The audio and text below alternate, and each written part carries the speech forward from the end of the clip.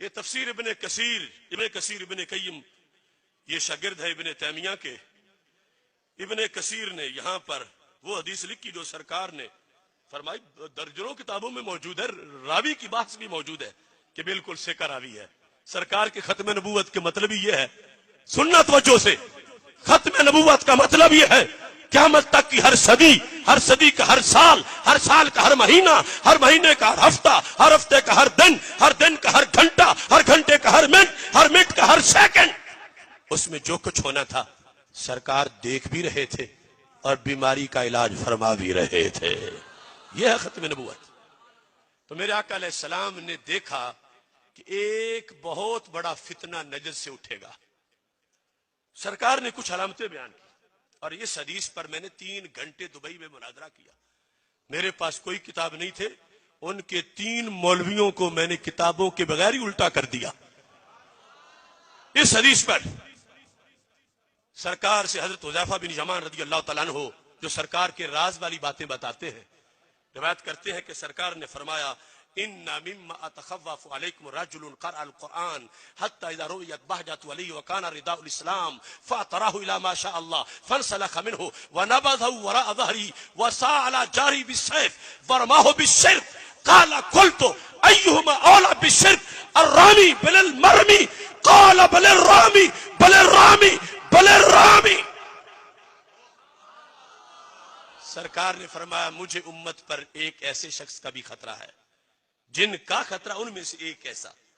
کون؟ ابن عبد الوہاب کی ساری نشانیاں سرکار نے بتائیں اور اس پر میں نے مناظرہ کیا اور ابن عبد الوہاب کو اس حدیث کے نیچے سے وہ نکال نہیں سکے 3 گھنٹے تک.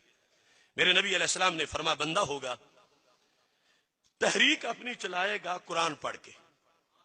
اسی سے تم حیران ہوتے کہ قرآن کا ہی تو درس دیتے ہیں. سرکار نے فرمایا کہ قرآن پڑھ کے وہ اپنی تحریک چلائے گا.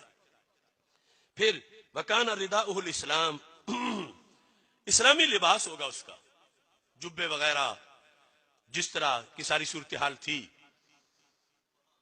حتی اذا رؤیت بہجۃ علیہ، ظاہری رونق داڑھی وغیرہ بھی ہوگی. یہودی نہیں ہوگا بظاہر، نصرانی نہیں ہوگا، ہندو نہیں ہوگا، سکھ نہیں ہوگا، قرآن پڑھے گا، قرآن کی دعوت دے گا. تو پھر کیا کرے گا؟ اعتراہ الی ما شاء اللہ، جب کچھ لوگوں کو اپنی تقریروں سے قابو میں کر لے گا تو اوپر والی کھال اتار دے گا. وہ بھیڑ والی کھال اتار کے بھیڑیا بن کے سامنے آ جائے گا. کیا کرے گا؟ غیب کی خبریں سنو. فانسلخ منہ ونبذہ وراء ظہرہ، قرآن پکڑ کے پیچھے پشت کے پھینک دے گا جسے پہلے سامنے رکھ کے درس دیتا تھا. پھر سرکار کا علم دیکھو، فرمایا وسعى على جاره بالسيف ورماه بالشرك. فرمایا امت پر شرک کا فتویٰ لگا کے امت میں ہی تلوار چلانا شروع کر دے گا.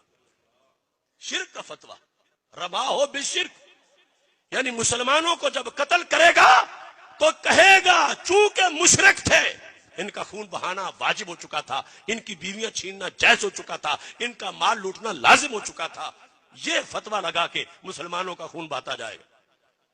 تاریخ عرب میں، تاریخ اسلام میں جس شخص نے قتل و قتال تو کئی لوگوں نے کیا، مگر جس میں یہ ساری عمارتیں نشانیاں موجود ہوں، قرآن سے دعوت، مسلمانوں پر شرک کا فتویٰ، پھر مسلمانوں کے خلاف تلوار نکالنا، شرک کی بیس پہ قتل کرنا مسلمانوں کو، یہ سوائے ابن عبد الوہاب اور اس کے چیلوں کے اور کوئی نہیں. کل کا ابن عبد الوہاب، آج کی داعش، یہ ایک ہی کھوٹے سکے کے 2 رخ ہیں، ورنہ یہ کہاں سے آئی مخلوق. اب ابن عبد الوہاب نے مسلمانوں پر شرک کا فتویٰ لگایا. پہلا بندہ وہ قتل کیا دریا الریاض میں جو مسجد جمعہ کے دن مسجد پر کی مسلح پہ کھڑا جماعت کر رہا تھا. یہ وہابی طریقہ پہلا قتل تھا. 3 لاکھ مسلمان ان بھیڑیوں نے شہید کیے. 3 لاکھ، مکہ مکرمہ، مدینہ منورہ اور طائف کے 3 لاکھ مسلمان شہید کیے. جرم کیا تھا کہ یہ یا رسول اللہ کہتے ہیں، یہ شرک کرتے ہیں. سرکار نے پہلے بتایا تھا کہ امت پر شرک کا فتویٰ جعلی لگا کر ایک بندہ فتنہ برپا کرے گا، اور مرکز اسلام پہ اس نے قبضہ کیا اور وہاں کے ریال مظفر گڑھ تک پہنچ گئے. یہ دیکھو میں سند کے ساتھ حدیث پیش کر رہا ہوں، جو چاہے گا اس پر مناظرہ بھی کروں گا. کہ یہ ابن عبد الوہاب تھا جس کی نشانیاں سرکار نے پہلے بتا دی تھیں کہ وہ شرک کا فتویٰ لگائے گا تو لگائے ہم پہ، لیکن قربان جاؤں سرکار کے علم پر صحابہ نے بھی کوئی کسر نہیں چھوڑی، فیصلے کروا لیے۔ آج اگر ہمیں ثابت کرنا پڑتا کہ ان دو میں سے ہم ہیں تیر کھانے والے، وہ ہیں تیر مارنے والے، تو پھر سچا کون ہے اور جھوٹا کون ہے؟ تو بڑی محنت کرنی پڑتی۔ حضرت حذیفہ بن یمان نے سرکار سے ہی کروا لیا کہ میرے محبوب وہ زمانہ جب آ چکا ہوگا، امت پہ شرک کا فتویٰ لگ چکا ہوگا، لاکھوں مسلمان قتل ہو چکے ہوں گے، تو دو ٹولے ہوں گے، ایک ہوں گے شرک کا فتویٰ، شرک کے تیر مارنے والے، اور دوسرے ہوں گے شرک کے تیر کھانے والے۔ آپ یہ تو بتا دو کہ ان میں سے مشرک اور جھوٹا ہوگا کون؟ یہ آپ خود ہی فیصلہ فرما دو۔ یہ لفظ لکھے ہیں ابن تیمیہ کی شاگرد کی تفسیر میں، ایہما اولا بشرک الرامی بل المرمی، کیا مسلمان باقی مشرک ہو چکے ہوں گے یا شرک کے فتوی لگانے والے بھیڑیے خود ظالم ہوں گے؟ میرے نبی علیہ السلام نے فیصلہ کیا، یہ لکھا ہے بل الرامی بل الرامی بل الرامی۔